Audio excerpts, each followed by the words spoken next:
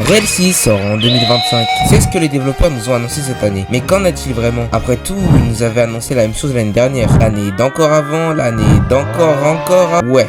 L'attente a été tellement longue que la communauté appelle le jeu Real Sneaks. Mais cette année, c'est différent. On a plein d'informations qui laissent bien à croire que ça y est. Cette année, c'est la bonne. Et dans cette vidéo, je vais te révéler tout ce que tu dois savoir sur Real 6 en 2025, que ce soit la date de sortie ou même sur le jeu en général, incluant le haki, le système de combat, bref. Reste bien jusqu'à la fin pour ne rien manquer. On a tous vu les sneak peeks montrant un personnage qui utilise le haki des rois, et honnêtement ça promet. Je veux dire, regardez-moi ça, ça pue l'aura sérieusement. Et bah laissez-moi tout vous expliquer. Premièrement, il faut savoir qu'il aura bien les trois formes de haki présentes dans One Piece. Donc le haki de l'armement te permettant de renforcer ton corps, le haki de l'observation te laissant voir venir les coups à l'avance et sentir tes ennemis arriver, et le haki des rois te permettant littéralement de projeter ta volonté sous forme de haki pur, pouvant même faire s'évanouir ton ennemi. Pour le débloquer, on n'est pas encore sûr, mais il se peut fortement qu'il s'obtienne. Il y a des boss, des quêtes ou de divers événements. Ce dont on est sûr en revanche, c'est que le haki est une mécanique qui se débloquera très tardivement dans le jeu et qui sera en plus très dur à obtenir, en particulier le haki des rois. Et j'ai envie de vous dire, heureusement, vu comment le haki va être surpuissant dans le jeu, et oui, le haki serait quasiment indispensable si vous ne voulez pas vous faire détruire en PvP. Ce qu'il faut également savoir, c'est que le haki se présentera sous forme de cartes, avec 5 cartes pour le haki de l'armement, 6 pour le haki de l'observation et 5 pour le haki des rois, ramenant le total à 16 cartes. En revanche, seulement 6 cartes pourront être équipées en même temps, et je dis bien de n'importe quel type de haki, ce qui veut dire que vous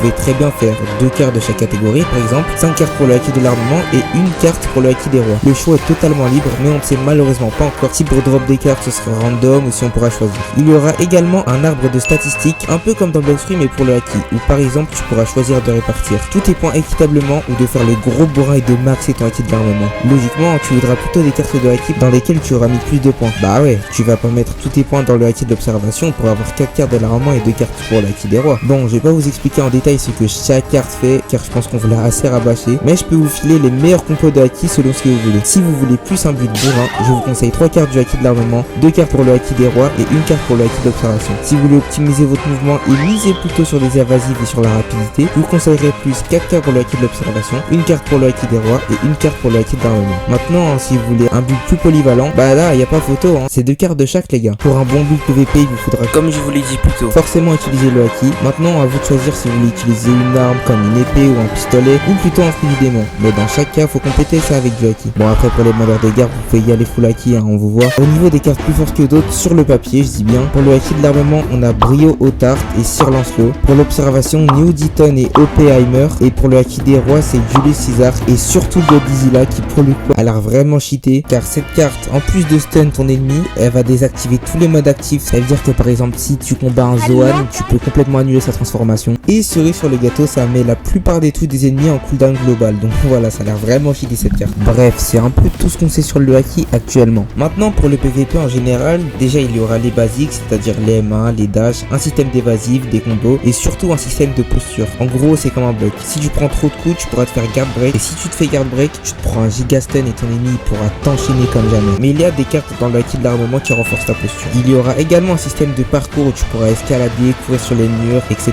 En combat, tu pourras du coup te servir d'un fruit si t'en trouves un, d'une arme ou même te battre au corps à corps avec un style de combat et bien évidemment du haki. Pour ce qui est des fruits du démon, des armes et de la mêlée, il y aura aussi des points de stats un peu comme dans Bloxfree. Ce qui est vraiment bien, c'est qu'il y aura également des équipages disponibles sur le jeu qui seront vraiment importants, pas comme pour Bloxfree pour le coup, hein, car que ce soit la mer ou les bateaux, le système aquatique sera vraiment bien poli d'après ce qu'on a vu sur les sneak peeks et la mer sera immense.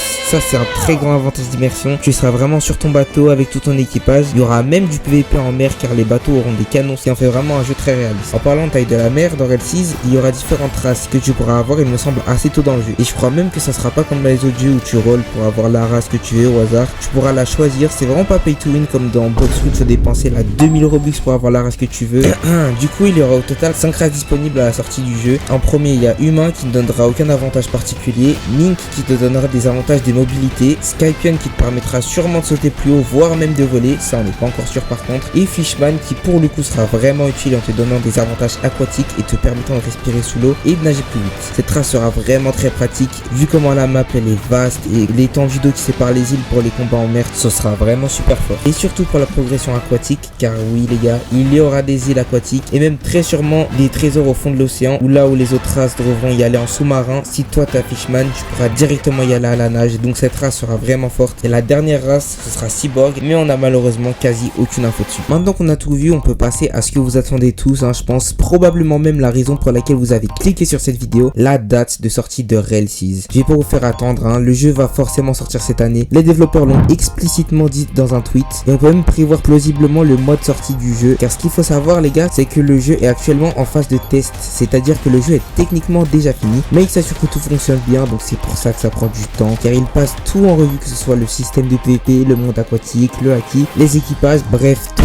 La mauvaise nouvelle c'est que la phase de test elle est assez longue pour le coup, mais la bonne nouvelle c'est qu'elle a commencé depuis il y a déjà plusieurs mois et qu'une phase de test finale indique un jeu sur le point de sortir. En résumé, actuellement ils font tester le jeu à plusieurs personnes pour s'assurer que tout est bien équilibré, que le système de combat soit bien fait, pour que le jeu soit fluide, bref pour que le jeu soit carré en gros. Et les retours ont été plutôt positifs, ce qui est bon signe. En conclusion, on pourrait s'attendre à une date de sortie pour Relsiz plausible au plus tôt en septembre 2025 et au plus tard en décembre 2025, donc peut-être vers octobre-novembre. Même s'il y a beaucoup de personnes qui pensent que Relsiz va sortir cet été, en réalité c'est plutôt improbable, car la phase de test n'est pas encore finie et même si la hype serait plus grande si Relsiz sort en été, et ça ils le savent, vu à quel point ils sont perfectionnistes, on peut s'attendre à une date de sortie en fin 2025. Mais après tout, l'important, ce n'est pas quand le jeu va sortir, mais à quel point il va être bien. Alors je vous invite à ne pas presser les développeurs. S'ils prennent autant de temps, c'est avant tout pour que nous, communauté dévouée, on ait la meilleure expérience possible. Alors j'ai envie de vous dire, laissons le temps faire les choses. Sur ce, n'hésitez pas à vous abonner et à lâcher un like, ça me soutient énormément. Commentez aussi le build que vous allez prendre quand Relsiz va sortir, ça m'intéresse. Bref, moi je vous dis à la prochaine, ciao. So guys, I'm gonna show you guys a tutorial on how to pick up shit. So you go to the poop pile, right? You go down, you grab the shit. Now you see the shit is not just to throw at people, right? There's a point to having shit in Relsiz. We call it the revolutionary shit concept.